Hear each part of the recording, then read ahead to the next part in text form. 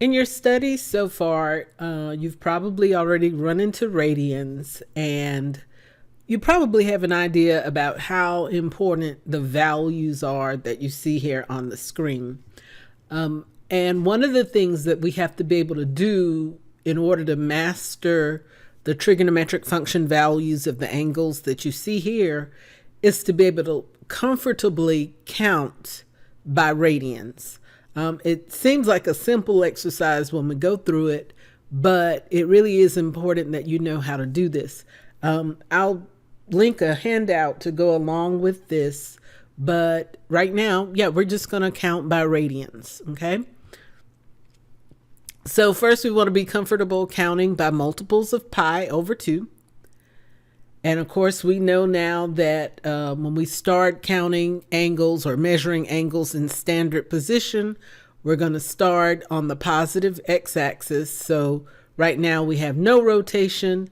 And then this is 1 pi over 2, 2 pi over 2, 3 pi over 2, 4 pi over 2.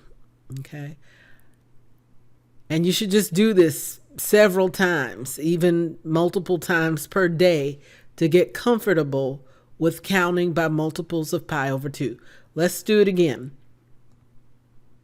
1 pi over 2, 2 pi over 2, 3 pi over 2, 4 pi over 2.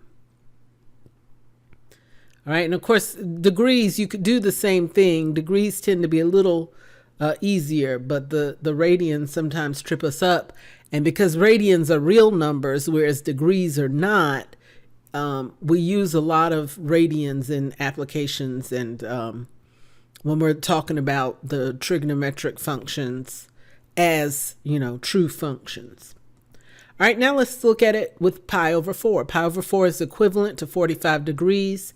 Pi over 4 is half of pi over 2. And we're going to also point out some anchor points as we go along. All right, so again, we're starting at 0. We've got 1 pi over 4, 2 pi over 4, 3 pi over 4, 4 pi over 4. Pi, once I get beyond pi over 2, pi is an anchor point for me because I know when I get over here, whatever my fraction is, it needs to reduce to pi. And so, it's easy. If I'm thinking about a fraction being measured in fourths, then I'm going to label this as 4 pi over 4 right away. And I would label this as 8 pi over 4 right away because that would be equal to 2 pi, right? But this is kind of an anchor point for us. Let's keep going. 5 pi over 4, 6 pi over 4, 7 pi over 4, 8 pi over 4, okay? Notice that 6 pi over 4 reduces to 3 pi over 2. That's one that we saw when we were looking at multiples of pi over 2 and also pi over 2. So it will reduce for us, okay?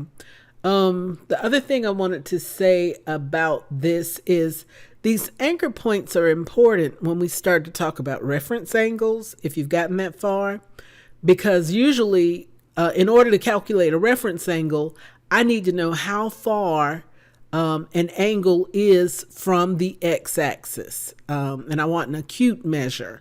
So we're going to go to the nearest x-axis, right? So if we're talking about 3 pi over 4, and I know that this is 4 pi over 4, then it's easy for me to see that the reference angle is 1 pi over 4. Okay. All right, let's count by multiples of pi over 4 again. 1 pi over 4, 2 pi over 4, 3 pi over 4, 4 pi over 4, 5 pi over 4, 6 pi over 4, 7 pi over 4, 8 pi over 4. So the first thing you have to be able to do with radian measure or any angle measure is know where that angle is located as far as the quadrant. You don't have to draw it exactly, but you do have to draw it in the correct quadrant or draw it on the correct axis if it is a quadrantal angle. All right, now let's look at pi over 3. Pi over 3 is equivalent to 60 degrees. All right, so let's count. 1 pi over 3, 2 pi over 3, 3 pi over 3, which is just equal to pi, 4 pi over 3, 5 pi over 3, 6 pi over 3, which is equal to 2 pi. Again, 1 pi over 3, 2 pi over 3, 3 pi over 3, 4 pi over 3, 5 pi over 3, 6 pi over 3. All right, now we haven't talked about negative angles yet. They count basically the same, except when we're talking about a negative angle, we're rotating clockwise. So I'll do the negatives with pi over 3, just as an example. So again, we're starting at 0, the same location, but I'm going to rotate clockwise. So we get negative 1 pi over 3, negative 2 pi over 3, negative 3 pi over 3, negative 4 pi over 3, negative 5 pi over 3, negative 6 pi over 3. All right, now let's look at pi over 6. Pi over 6 is equivalent to 30 degrees. Pi over 6 is half of pi over 3. With pi over 3, we had 6 segments in the circle. With pi over 6, we're going to have 12. Okay, so again, we're starting with 0. 1 pi over 6, 2 pi over 6, 3 pi over 6, 4 pi over 6, 5 pi over 6, 6 pi over 6, which is equal to pi, 7 pi over 6, 8 pi over 6, which reduces to 4 pi over 3, 9 pi over 6, 10 pi over 6, 11 pi over 6, 12 pi over 6. Okay. So it is important for you to be able to mentally visualize where these angles are. And in order to do that, you got to be able to count.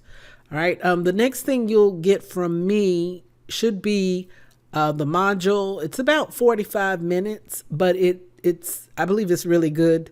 And it helps you to connect a lot of the things that you've learned so far so that you can know those trigonometric function values for our special angles.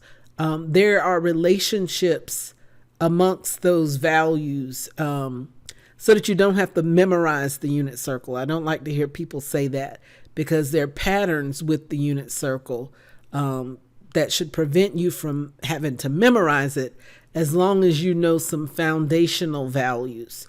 So I've got one error in that module. I need to try to correct that. I hope I can correct that and get it posted right away. But if you have any other questions about counting, please let me know.